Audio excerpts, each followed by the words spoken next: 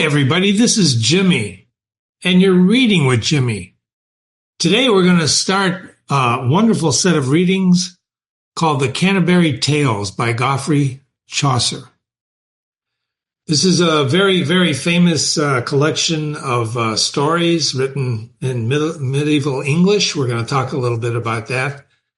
But it was the first probably English literature designed to compete against the Latin and the French, which was going on at the time, written a long time ago, way before cell phones. We're reading a translation by Theodore Morrison, and I'm going to explain more of that at the end of this first reading, why I chose not to read it in the original medieval English, even though you could, but it would be, even for Jimmy, it would be a challenge. So welcome to Canterbury Tales by Geoffrey Chaucer, however you'd like to pronounce his first name. Here we go. This is the prologue, so this is before the first tale. I put some notes on the side here so we can refer to them as we read them. The Canterbury Tales, prologue. Now, this is poetry, so when I read it, there's going to be some rhyming going on, some cadence, some rhythm. As soon as April pierces to the root the drought of March and bathes each bud and shoot, through every vein of sap with gentle showers, from whose endearing liquor spring the flowers.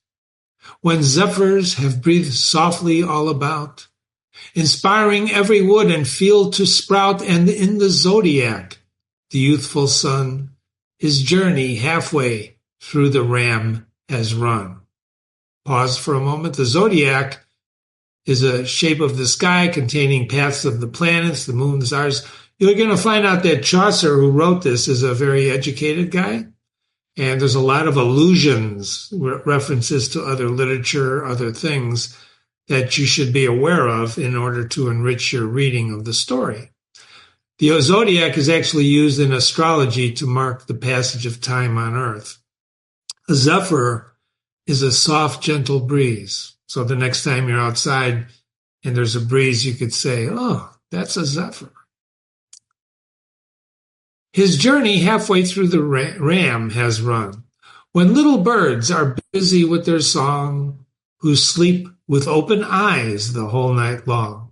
Did you know that? Life stirs their hearts and tingles in the soul, and then people long on pilgrimage to go, and palmers to set out for distant strands, and foreign shrines renowned in sundry lands. And especially in England, people ride to Canterbury from their every countryside, to visit where the blessed martyred saint, who gave them strength when they were sick and faint. In Southwark at the Tabard one spring day, it happened as I stopped there on my way, myself a pilgrim with a heart devout, ready for Canterbury to set out. At night came all of 29 assorted travelers, and to the same inn restored, who by the turn of fortune chanced to fall, in fellowship together, and they were all pilgrims who meant toward Canterbury to ride. The rooms and stables were well kept and wide. We're going to stop there before we continue. This is first-person narration, okay, with a twist. You can see the I. We're going to talk about narration. It's very important. So it happened as I, whoever the narrator is. Remember, and when we read with Jimmy, we do not say that the author is necessarily the narrator. So right now, we don't know who this I is, but he's there and he's meeting 29 assorted travelers. And we were well provided with the best, and shortly when the sun had gone to rest, I had so talked with each that presently I was a member of their company. And I promised to rise early the next day to start, as I shall now show, upon our way. But nonetheless, while I have time and space, before this tale has gone a further pace, I should in reason tell you the condition of each of them, his rank and his position, and also what array they were all in. So then, with the knight, I will begin. So he's going to tell us basically who these other travelers are that he met on his way to Canterbury. And he's starting with the knight. Pay attention now because he describes each one in detail. Don't worry, there won't be a test, but it's important to pay attention. A knight was with us, and an excellent man, who, from the earliest moment he began, to follow his career, loved chivalry. You should look up what chivalry is. Truth, open-handedness, and courtesy. He was a stout man in the king's campaigns, and in that cause had gripped his horse's reins. In Christian lands, and pagan through the earth, none farther and always honored for his worth. He was on one hand at Alexandria's fall. He had often sat in precedence to all. The nations at the banquet board in Prussia, he had fought in Lithuania and in Russia. Alexandria fell in 642 AD. Remember, Chaucer is educated. These are little notes on the side for you to appreciate the story.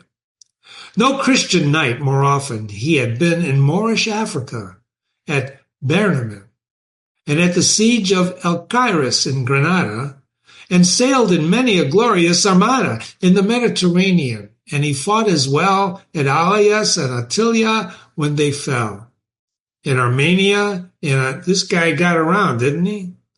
And in Armenia and on Asia Minor's coast, of 15 deadly battles he could boast. And in Algeria, at Tremesen, fought for his faith and killed 3 separate men in a single combat.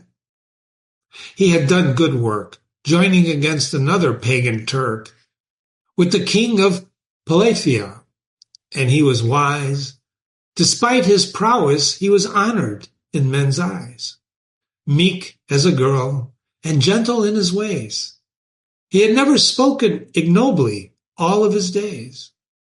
To any man, by even a rude inflection, he was a knight in all things to perfection. He rode a good horse, but with his gear was plain, for he had lately served on a campaign. His tunic was still spattered by the rust left by his coat of mail, for he had just returned and set out on his pilgrimage. So he's just fought a battle, obviously, right? Chaucer takes great care to describe these people. Why? Well, there's no video, there's no television, right? He's painting his picture with words. So it's important to let your mind, your imagination roll with this. If you don't understand a word, you should stop the video and look it up.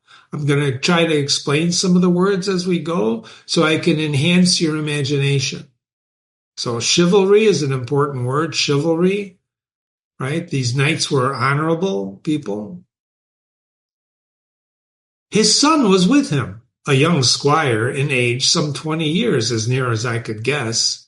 His hair curled as if taken from a press. He was a lover and would become a knight.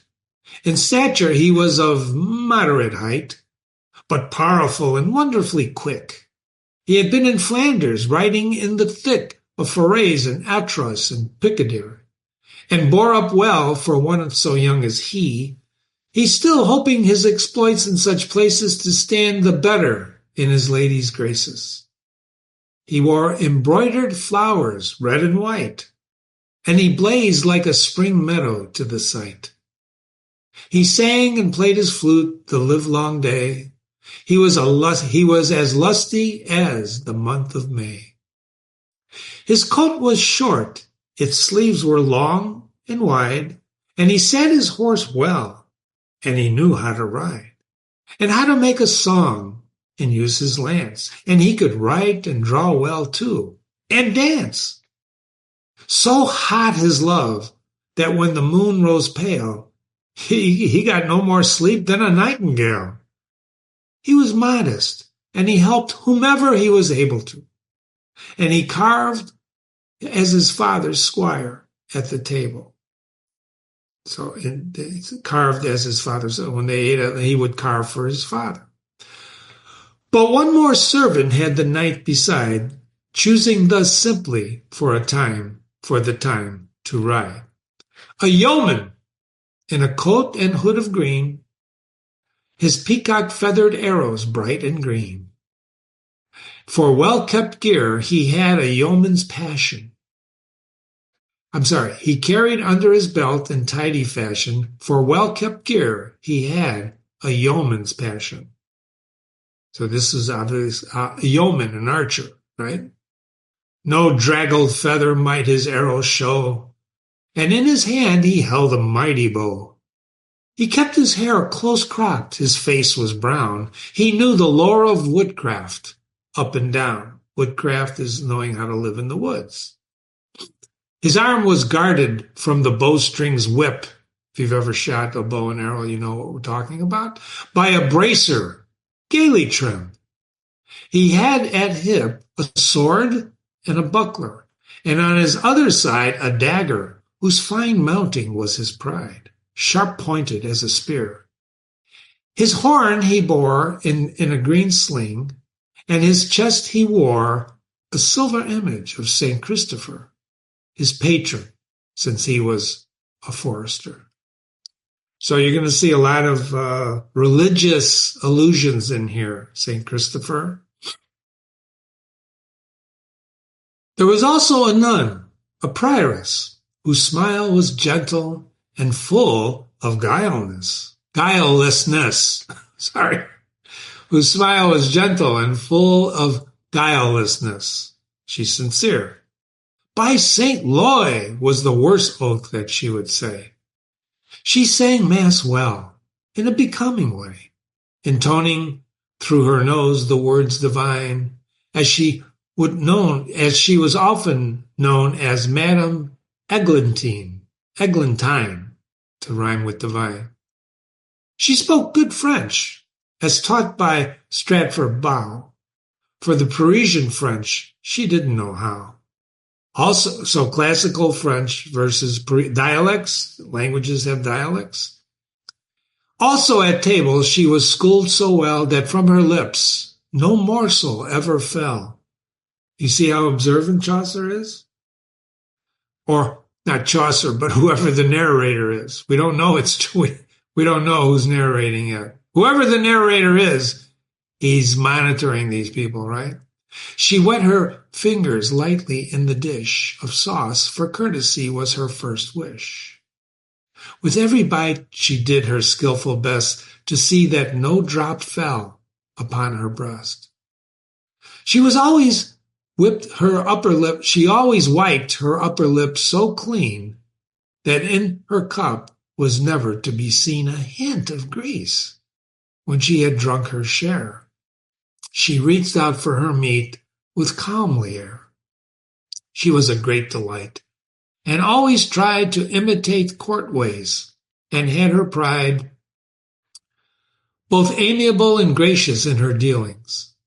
As for her charity and tender feelings, she melted at whatever was piteous, and she wept if she but came upon a mouse caught in a trap. If it were dead or bleeding, some little dogs that she took to pleasure feeding. On roasted meat or milk or good wheat bread she had, but how she wept to find one dead, one mouse, or yelping from a blow that made it smart, and all was sympathy and loving heart. So she's a kind nun, right? The nun of prioress. Madame Eglantine. Neat was her wimple in every plate, her nose well formed, her eyes as gray as slate, and her mouth was very small and soft and red. And she had so wide a brow, I think her head was nearly a span broad, for certainly she was not undergrown, as all could see. What does that mean? She wore her cloak with dignity and charm, and had her rosary about her arm. The small beads, coral and larger green, and from them hung a brooch of golden sheen. An A was inscribed beneath the crown it bore, and under that, Omnia vincens amor, love conquers all. A priest accompanied her towards Canterbury, and an attendant nun, her secretary. There was a monk, and nowhere was his peer. So he mentions the priest and the nun, but he doesn't go into a lot of detail, the narrator, about these two, right? But we make a note of them, priest and attendant nun. Are you counting? There was a monk, and nowhere was his peer, a hunter and a roving overseer. He was a manly man, and fully able to be an abbot. He kept a hunting stable, and when he rode, the neighborhood could hear his bridle jingling in the wind as clear, and loud as if it were a chapel bell. Wherever he was master of a cell, the principles of good Saint Benedict, for being a little old and somewhat strict, were honored in the breach. As past their prime, he lived by the fashion of a newer time. So he's a little older. His principles of Saint Benedict are a guide for religious communities. So Benedictine monk, right? The principles were humility, obedience, and contemplation. He would have swapped that text for a plucked hen, which says that hunters are not holy men. Or a monk outside his discipline and rule is too much like a fish outside his pool. That is to say, a monk outside his cloister, the Benedictines, but such a text he deemed not worth an oyster. I told him his opinion made me glad. Why should he study always and then go mad? Mewed in his cell with only a book for a neighbor? Or why, as Augustine commanded, labor? And sweat his hands, how shall the world be served? To Augustine, be all such toil reserved. So St. Augustine, you should look him up and see what he was all about, right? Augustine of Hippo had many principles, including views on humans, the nature of God. He was a great, great, great scholar. And I don't know if Jimmy will read them on the website, St. Augustine. And so he hunted, the monk, as was only right. And he had greyhounds as swift as birds in flight, and his taste was for all tracking down the hare. And what his sport might cost, he didn't care. His sleeves, I noticed, were where they met his hand, trimmed with gray fur, the finest in the land, and his hood was fastened with a curious pin, and made of wrought gold, and clasped beneath his chin. A love knot at the tip. His head might pass bald, as it were, for a lump of shining glass. His face was glistening, as if anointed. His eyes were large and rolled inside his head, and if they gleamed from a furnace of hot lead. His boots were supple, his horse superbly kept. He was a prelate to dream of while you slept. He was not pale, nor peaked like a ghost, and he relished a plump swan as his favorite roast. He rode a paltry brown as a ripe berry. And then he goes to the next one with the rhyme. And a friar was with us, a gay dog and a merry, So Friar Hubert, here we come. We're going to get his name in a minute, right? A prelate is a bishop. So the monk, he was a bishop to dream of while you slept. A friar was with us, a gay dog, and a merry, who begged his district with a jolly air. He went around begging, so most religious people would often beg, right? No friar in all four orders could compare with him for gallantry, and his tongue was wooing. Many a girl was married by his doing. And at his cost, it was often done. He was a pillar and a noble one. At his own cost, it was often done. So he wouldn't charge him for marrying, right? He was a noble one. And to his order, he was a noble one to his order. In his neighborhood, rich franklins knew him well, who served good food. And worthy women welcomed him to town. The license that his order handed down, he said himself, conferred on him possession of more than a curate's power of confession. So he had a license to do more than just hear confessions. Sweetly the list of frailties he heard, assigning penance with a pleasant word. He was an easy man for absolution, where he looked forward to contribution. For if to a poor order a man has given, it signifies that he has been well shriven. Shriven is to hear confession and absolve. And if a sinner let his purse be dented, the friar would stake his oath that he had repented. So if you pay him off, he'll say, oh, of course he repented. For many men become so hard of heart that they cannot weep. Through conscience makes them smart. Instead of tears and prayers, then let the sinners supply the poor friars with the price of dinner.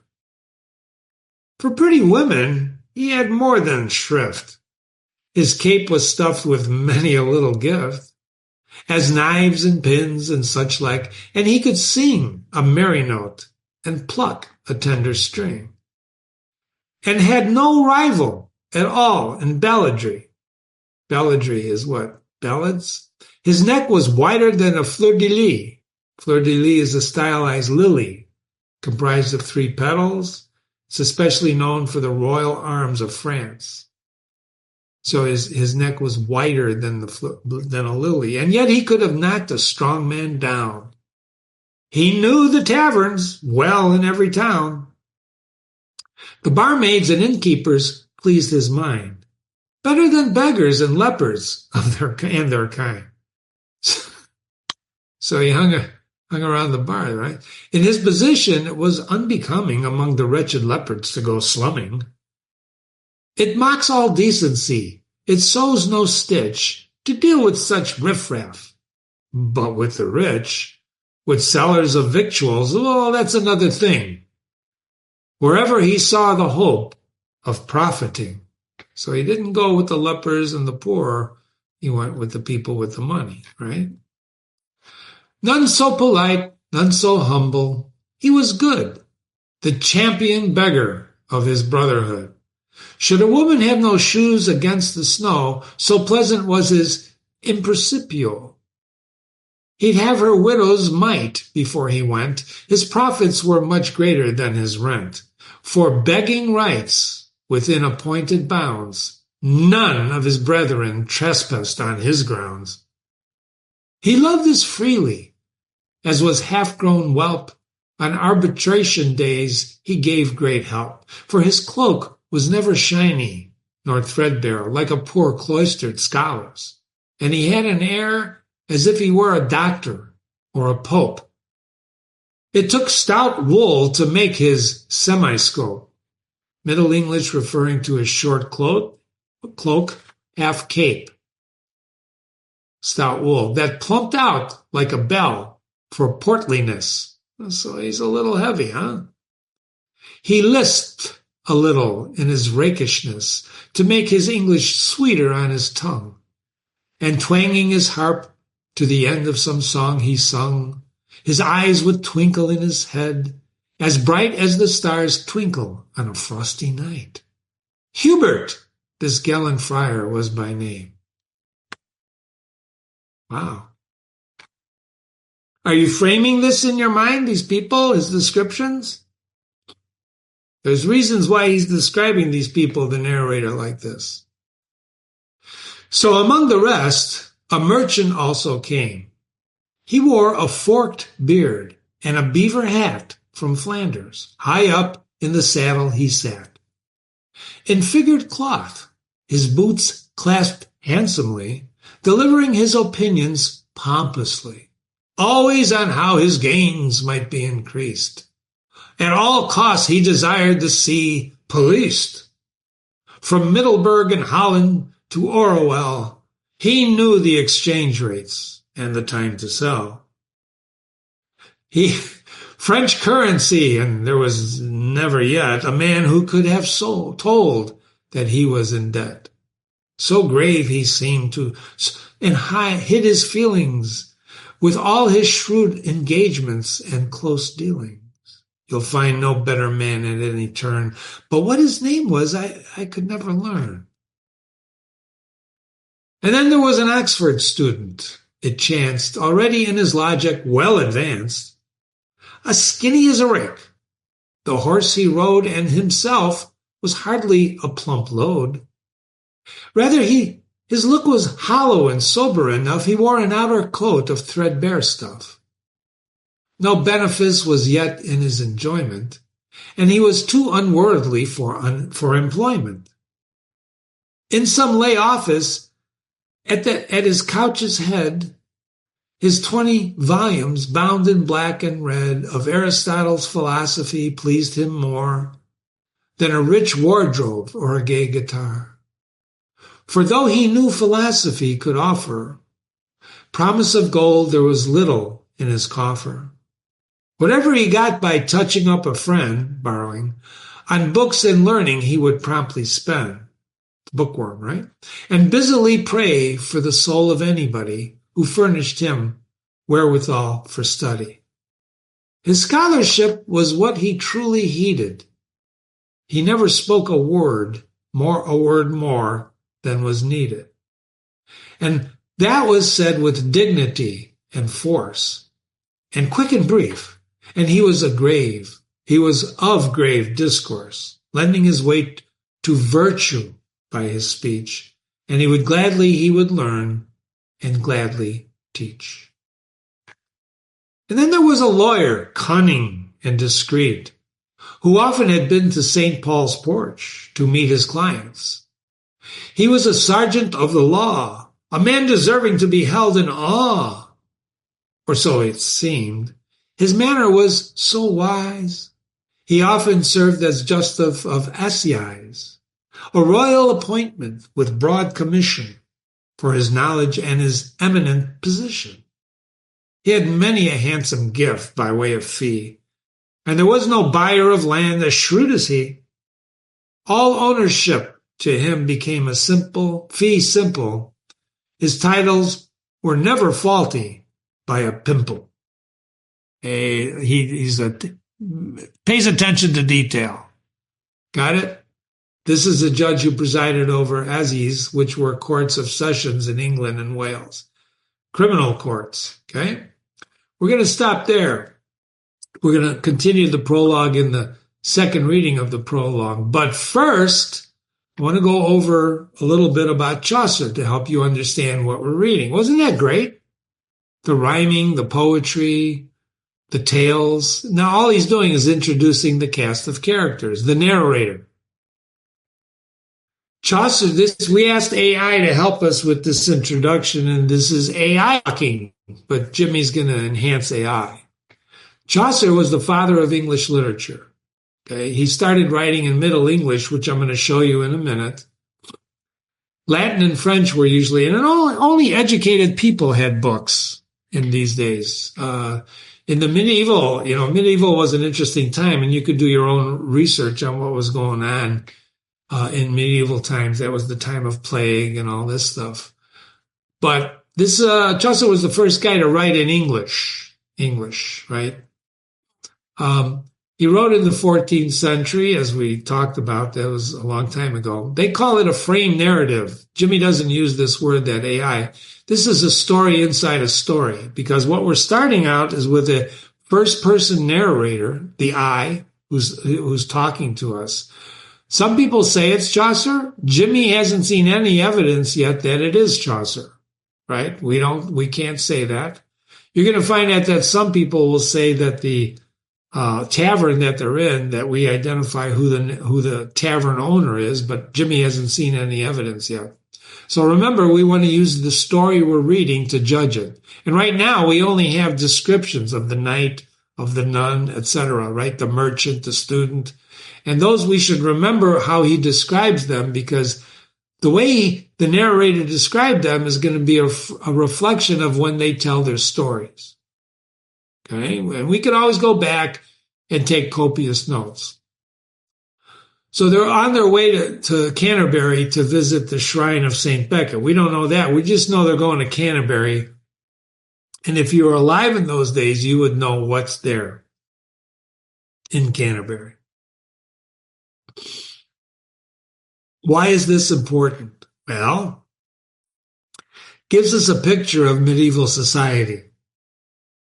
You know, if someone were to write, let's say the the tales of Chicago or whatever, Canterbury Tales, Chicago Tales. If someone were to write the tales today, you'd have to describe the people who would then narrate.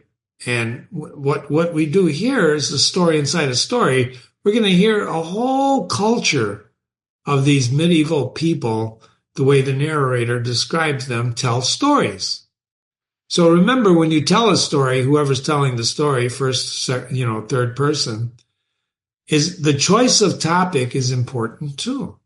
So this is a first person narrator, and all he's doing is saying he ended up in the tavern with these 20 plus other travelers, and now he's going to tell you about them before they set off on their that's the plot. They're going to go on a pilgrimage, and they're going to be telling stories to each other.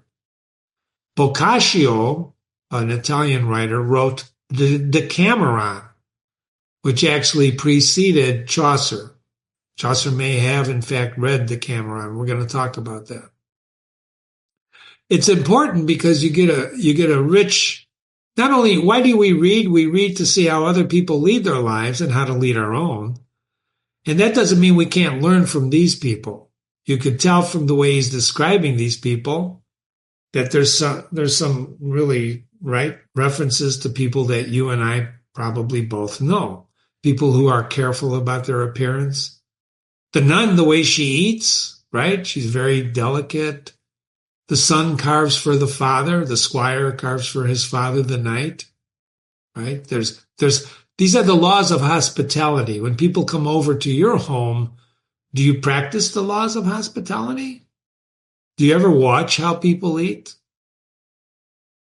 It's an interesting thing to watch how people eat. I'm just saying. There's different literary styles according to AI, right? Chivalric romance, bawdy comedy. We're going to read The Miller's Tale. Moral. We're going to read The Pardoner. You're going to meet the pardoner in the next prologue. But the pardoner, you might wonder, well, it's the guy who gives out pardons, right? Sells indulgences. Remember, this is a time of religion. Only rich people had books. So there was not a lot of learning going on, a lot of word of mouth.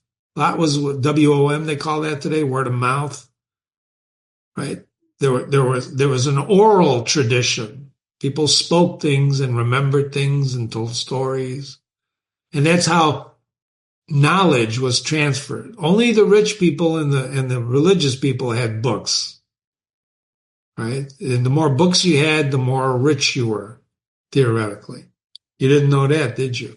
Well, Jimmy, now it's pretty prevalent. I can go on Amazon and buy any book I want. Aren't you lucky? The question is, what kind of books are you buying? You know, you can tell a lot by what's on the bookshelf of a person you're visiting, right? I'll tell you a story about that someday. It's also, the original text is Middle English, and it's in iambic pentameter.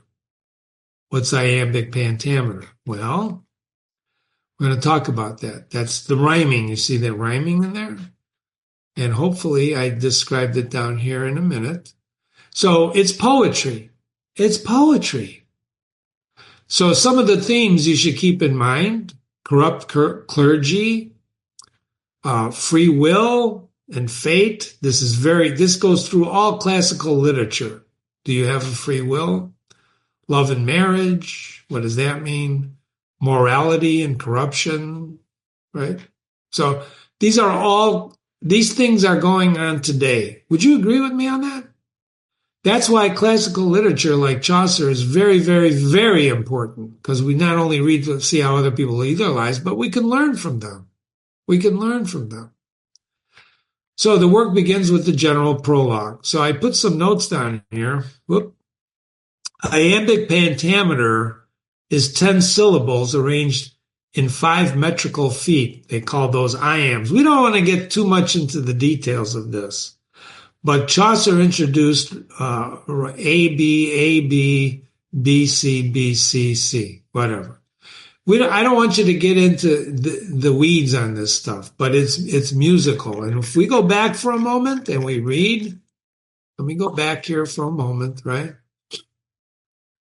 There was a lawyer, cunning and discreet, who often been to St. Paul's porch to meet. Discreet, meet. His clients. So the clients puts a period here. Now this is Theodore Morrison with the translation. I'm going to show you the difference in a minute. He was a sergeant of the law, a man deserving to be held in awe, right? A man deserving to be held in awe. See it? Counting? Or so it seemed. His manner was so wise, he often served as justice of Aziz. Wise, Aziz, little commission, position, fee, he, simple, pimple. You got it? It's kind of musical rather than straight narrative. Although, if you wanted to, you can take the poetry and just read. There are translations that do not rhyme, ladies and gentlemen. We chose this specifically because the translator of the Middle English stuck to the rhyming. Okay, let's go to the rhyming now. I'm going to show you the difference. Okay. The poetic introduction sets the scene for the pilgrimage of 29 travelers. Ready? Here, on this over here on the right, is the original Chaucer. On the left is what you and I just read as the opening lines. Very famous opening lines. I know someone whose father memorized this. Do you want to memorize this with me in the medieval English? I don't want to. So look at, when that April with his shrouds suit, the drought of March hath pierced to the root. As soon as April pierces to the root, the drought of March, and bathes each bud and shoot. So that's Theodore Morrison's translation of these 2 lines. How did he do? Well, what that April with its shoots suit. April pierces to the root. The drought of March has pierced to the root. He flipped it a little bit, didn't he? But that's okay. The thought is there. The thought is there. And bathed every vein in switch liquor, of which virtue engendered is the flower, liqueur, flower, breath, heath, sown, roan. See, there's rhyming going on here, but you see the spelling? When zephyrs eke with his sweet breath, who's his? Zephyrs, right? When zephyrs have breathed softly all about, inspiring every wood and field to sprout. Well, Jimmy, I don't see that over here. Well, you got to look closely, because remember, Theodore's translating. That is the narrator, right? That is the translator. Theodore Morrison. See it? So he's the translator. And we got to give translators, like in all translators that we use, I try to choose the best one for you. The best one for you. We don't want to just choose any Tom, Dick, or Harry translator. Theodore Morrison was the one I studied, and this is the one I would like to share with you. Inspiring every wood and field to sprout, right? And in the zodiac, the youthful sun, his journey halfway through the ram has run. Hath in the ram his half-course yon. His tender crops and yon song. A small flowers may make in melody that sleeping at the night with open ye, and sleep with open eyes the whole night long. Life stirs their hearts and tingles in them so, and then people long on pilgrimages to go. Then longeth folk to go on pilgrimages. So sprinketh them nature in his... I don't know about you, but I kind of, Theodore makes it easier for us to read and understand in today's English, right? And that's what we want to do. We want to read the classics. We can go back here and try to struggle with this like we did sometimes if we're going to read Hamlet. Hamlet is straight Shakespeare, right? When you study Hamlet with Jimmy. But Jimmy takes a lot of time reading Hamlet so that you understand the beauty of his language. Which is past, this is early English, right? Early English, way before Shakespeare. Okay. And languages are like that, don't they? They live and grow and breathe. And today's English, in fact, if you look at today's English, you've got a lot of jargon going on. You got a lot of stuff going on that I can't even understand sometimes when people talk. Can you? Because you have dialects in English. You've been reading with Jimmy. Okay? This is Jimmy. Thank you for starting Chaucer with me, and come back. We're going to have a lot of tales to talk about.